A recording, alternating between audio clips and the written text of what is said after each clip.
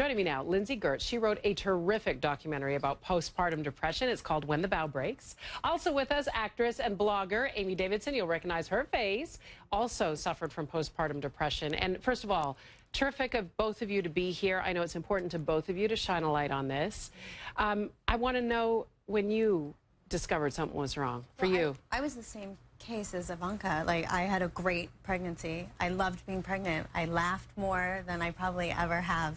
And then my son came 3 weeks early. I had IUGR, intrauterine growth restriction, so he had to come out. Yeah. It just felt very evasive. It was a last-minute C-section. Nothing went as planned, which it never does. And it hit me right away. And it was about a month into it. 3 doctors, my OB, said, let's look into this. And then 2 of my son's pediatricians said, we should go deeper. And one pediatrician said his wife went on medication. And that was encouraging because I needed someone to push me a little bit. Because I thought it was just the baby blues. We were talking about that. Well, and that's the thing, the baby blues. We've been hearing that forever. Oh, yeah, you'll have it, and you just won't have any sleep, and your body's changing.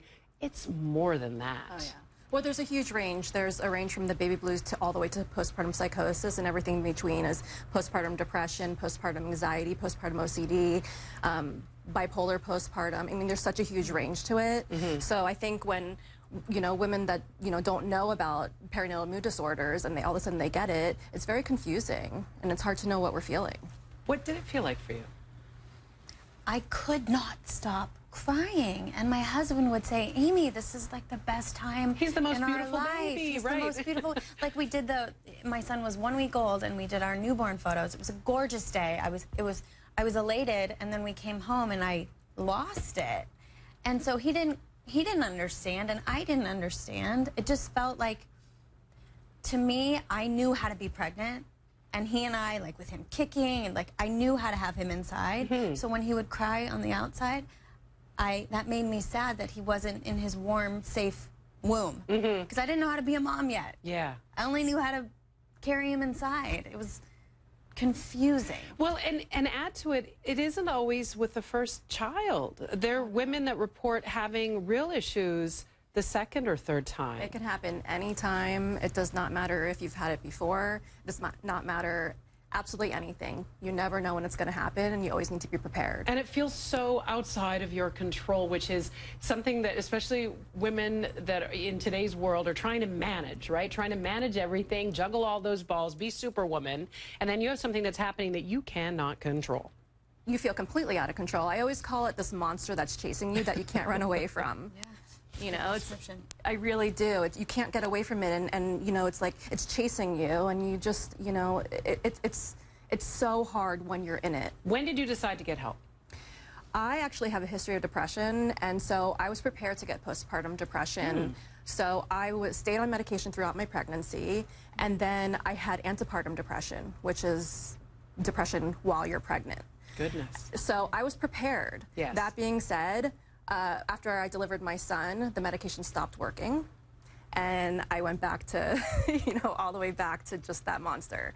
And it was completely overwhelming, and I had to go through like 12 different medications. And in fact, when we started making When the Bow Breaks is when I started my journey through different therapies to try to get better. So it wasn't until my son was 6 years old. That's a long time, darling. It's a long time. That's a long time. How did you know when you needed to get help, and what did you do?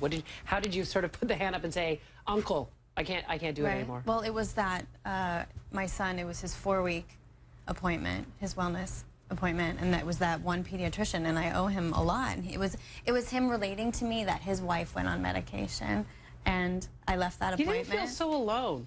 Because sometimes I think you feel like I'm going crazy slowly, and it must be just me. I must be broken.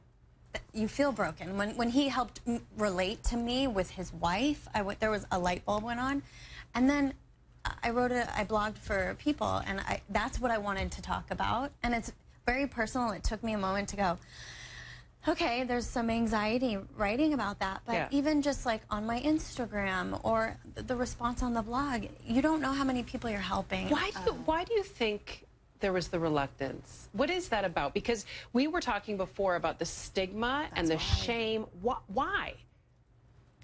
especially if you're not alone. There are countless women that are going through this. What do you I think was it's only about? reluctant to be that vulnerable. I mean, look, like I'm a very vulnerable human being with my work, Yeah. but I get to take on a character. Yeah. So when you're This is like, real life. this is real, and this is like me feeling naked, and I get that. because I felt supported, I wanted. I mean, if one person read it and felt supported, I've done my job. So amydavidson.com is your blog. People can check it out. When the Bow Breaks, people can watch it. And what I love is that it's available on iTunes and Netflix, meaning that you can watch it when you're ready. Because I can imagine for some people, this is going to be overwhelming to see what they're experiencing on screen. Yeah, we recommend watching it with somebody and having support there. It is a very emotional movie to watch, but it's so important.